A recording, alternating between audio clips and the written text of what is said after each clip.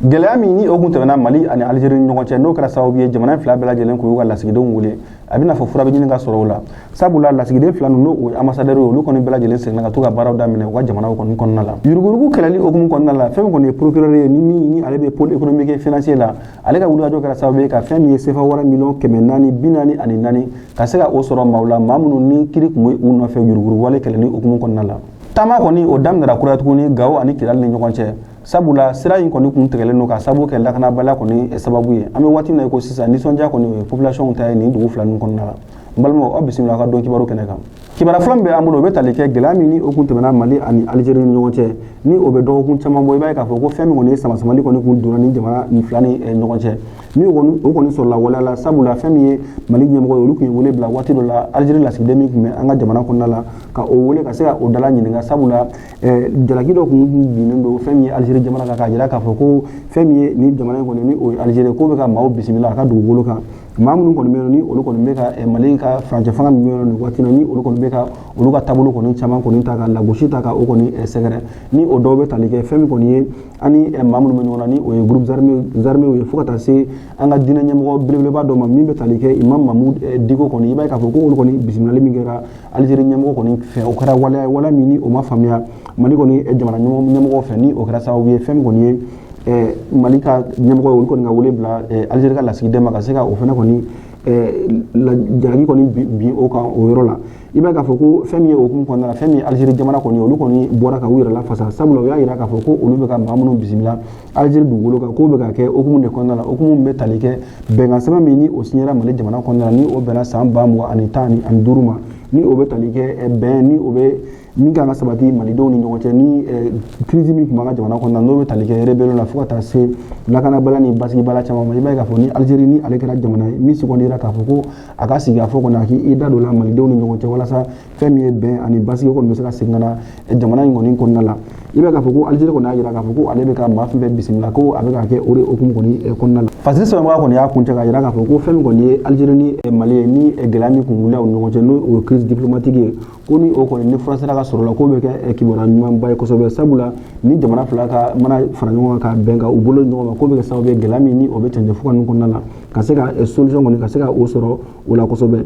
kibaruya filanan min bɛ an bolo o bɛ tali kɛ yuruguyurugu kɛlɛli kan i b'a ye k'a fɔ ko fɛn min kɔni ye procureur ni ale bɛ pôle économique et financier kɔni na ale kɔni y'a jira k'a fɔ ko fɛn min ye pôle économique financier ka wulikajɔ kɔni kɛra sababu ye ka fɛn min ye CFA wari kɔni ye miliyɔn 444 ka se ka o kɔni ka o traki ka o sɔrɔ fɛn min ye maaw ye maa minnu bɛ yen ni kiiri bɛ u nɔfɛ fɛn min ye yurugu walew kɔni na i b'a ye k'a fɔ ko fɛn min ye procureur kɔni a kɔni y'a jira k'a fɔ ko janvier kalo tile 9 kɔni n'o kɔni bɛ tali kɛ san 2024 kɔni hukumu kɔnɔna la ko compte min bɛ yen ni o créera ministère de l'économie et des finances fɛ ka o bila fɛn min ministère de la justice ka bolo kɔni kan walasa yurugu wale kɛlɛli kɔni hukumu kɔnɔna la musaka min kɔni bɛ sɔrɔ olu ka se ka bila o compte kɔni kɔnɔna la i b'a ye k'a fɔ ko CFA wari kɔni miliyɔn caman kɔni o kɔni sɔrɔla maaw la dossier tun bɛ maa minnu kɔni contrôle la halisa fasiri sɛbɛnbaga kɔni ka kɔrɔfɔ la procureur kɔni y'a jira k'a fɔ ko fɛn min kɔni ye nin wari min ni a bɛ ka sɔrɔ kɔni ko a caman bɛ yen a bɛ ka kɛ i n'a fɔ maaw bɛ ka bɔ u yɛrɛ la kiiri wulilen kɔfɛ u nɔfɛ ka jira k'a fɔ k'u nɔ bɛ wari tunu walima yurugu wale kɔni na i b'a ye k'a fɔ ko a maaw kɔni bɛ ka wuli ka taa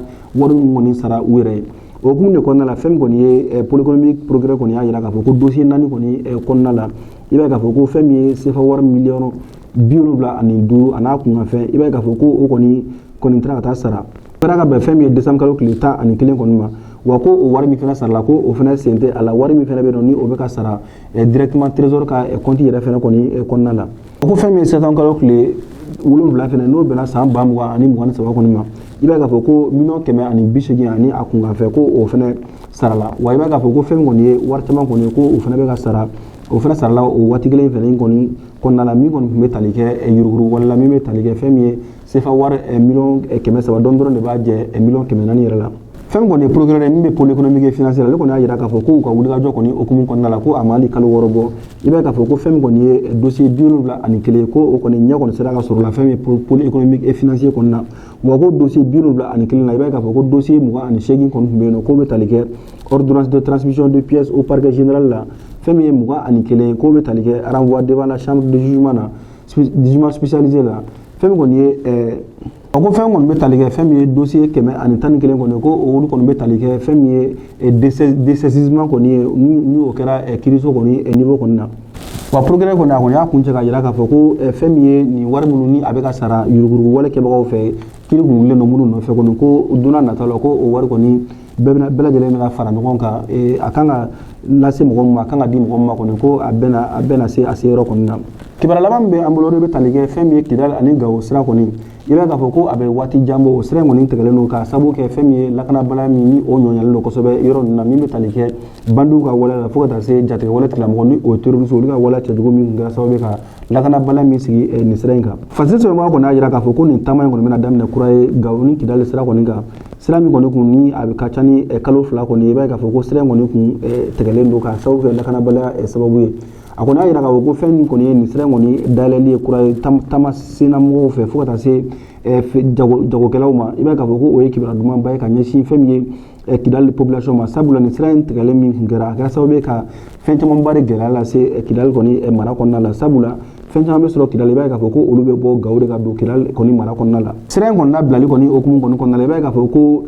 mobili fɔlɔ minnu kɔni bɔra Gawo kɔni olu kɔni sera Kidali kɔni mara kɔnɔna la ka bɛn tarata don ma fɛn min kɔni ye sibiri don kɔni fɛnɛ i b'a ye k'a fɔ ko a bɛ ka ca ni mobili 10 kɔni ɲɔgɔnna bɔɲɔgɔnko i b'a ye k'a fɔ ko olu kɔni falen kun don jagominɛw na minnu kɔni bɔra Gawo ka se ka don Kidali kɔni fɛnɛ mara kɔnɔna la fɛn kɔni ni bolimafɛn minnu ye ni jagofɛn kɔni kun kun olu kɔni ka bɔli Gawo k'u kunna Kidali kan i b'a ye k'a fɔ ko lakana kun sabatilen don kosɛbɛ fɛn min ye finitigilakaw ye walasa ka se ka nin minɛn ninnu ka se ka u sɛnsɛn ka se u seyɔrɔ la hɛrɛ ani baden kɔni kɔnɔna la n'o bɛ se ka kɛ sababu ye ka lafiya ba lase fɛn min ye population kɔni ma fɛn min kɔni kamɛnbɔla dɔw kɔnɔ olu kɔni y'a jira k'a fɔ ko olu kɔni ka ala deli tɛ dɔwɛrɛ ye o de kɔni ye k'a fɔ ko fɛn min ye nin gɛlɛya min kun ni a kun kɛlen don ka u sɛgɛn kosɛbɛ ni a ka ca ni kalo 2 ye ko olu kɔni ka laɲini tɛ dɔwɛrɛ o de kɔni k'a fɔ ko nin ka kɛ sira kɔni dayɛlɛlen ye badabada walasa fɛn min kɔni ye adamadenw ani jagofɛnw kɔni ka se ka taa ni ka segin kɔni kɛ fɛn min ye Gawo ni Kidali kɔni mara kɔni kɔnɔna la sabula u y'a jira k'a fɔ ko fɛn min kɔni ye Kidali kɔni mara kɔni ka se ka balo kɔni sɔrɔ fo ka taa se fɛn caman ma kɔni ko o caman bɛ tali kɛ kosɛbɛ lakana kɔni sabatili nin sira in kan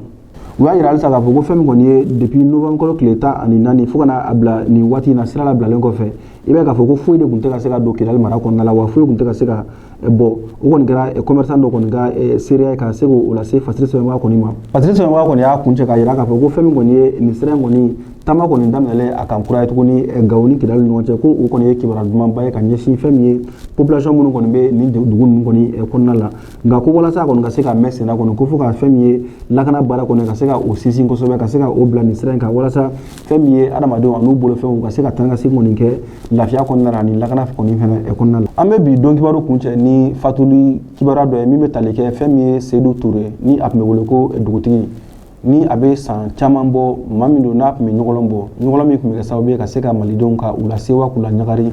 bilasiraliw caman tun bɛ ɲɔgɔn min kɔnɔna la Seydou Touré dugutigi ni a yɛrɛ fana tun bɛ baara kɛ ORTM na nka n'a a kun talen don sɛgɛnnafiɲɛbɔ la i b'a ye k'a fɔ ko ala ye a miniji kɔni ala y'o dɔgɔya an bɛ dugawu de kɛ ala ka a dayɔrɔ ala k'o sumaya k'an yɛrɛ ɲa ka an ta don makɔnɔ nin bɛ dansegin kɛ an ka bi don kibaru kɛnɛ kan aw ni ce a ka kulomajɔ la a k'an bɛn a ɲɔgɔnna wɛrɛ ma